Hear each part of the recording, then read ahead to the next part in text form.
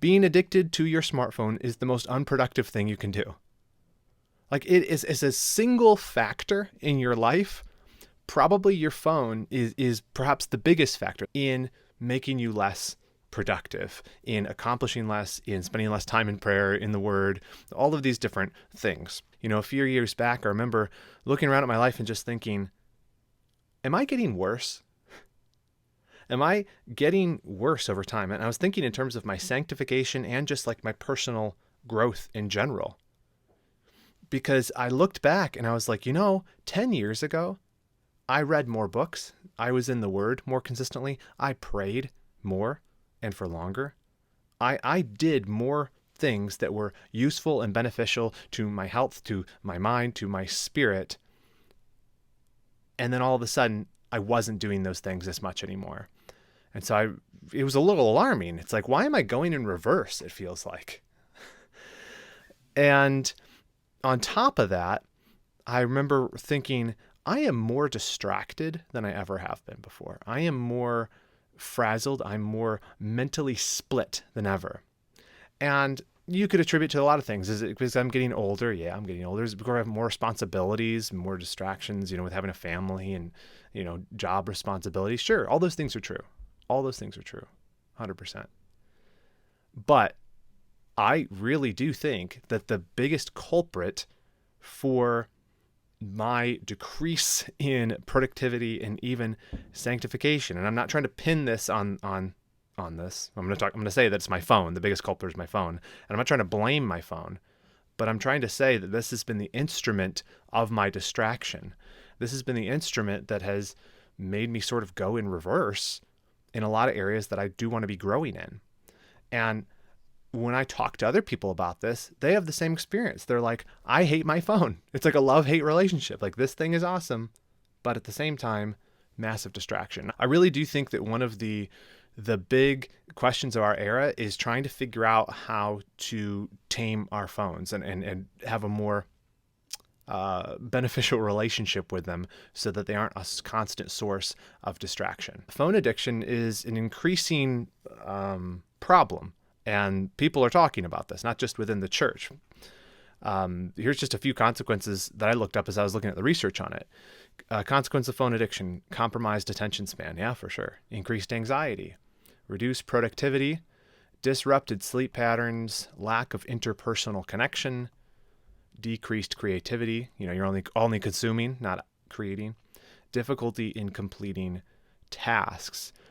And I look at this list and I think, man, if I am a Christian who is concerned about personal productivity, my phone is like the worst thing for me. When we talk about phone usage, and really we're talking about phone addiction, we got to think about what the scriptures teach us about addiction. And one of the things the Apostle Paul says is that all things are lawful for me, but not all things are helpful. All things are lawful for me, but I will not be dominated by anything. Some versions say I will not be mastered by anything. I don't want my phone to rule over me. I don't want to be enslaved to my phone. And that really is how we should be talking about addiction. The biblical language around the concept of addiction is the language of slavery, being mastered by something, being shackled to it. And so often the hardest cages to escape are the ones that we've chosen for ourselves, like our phones. And what Paul is saying in this verse is that, look, there are things that are not sinful. There are things that are not bad. There are things that you can do in your Christian freedom that are fine. And I think in our context, one of those would be using our cell phones, enjoying these wonderful blessings that God's given us. But not all things are beneficial. They're not all helpful for me. Your phone might not be helpful for you. And it may be dominating you, meaning it may be enslaving you, because these things, again, they're not bad, but they are designed by the attention merchants, of this world who use our attention as a commodity to have us spend more and more time on them. And so, yeah, they're going to be a distraction. And so in the face of that, the thing I just keep asking myself is, why do we put up with it? Like, why do you put up with your phone being a constant source of distraction? Is it actually making your life better?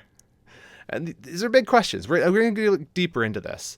But these are big questions. And I feel like a lot of times we just go along with the flow of things and we think, well, I enjoy it, it's fine. If it's not bad, then it must be fine. And what Paul's saying in this verse is things that aren't bad may be bad for you.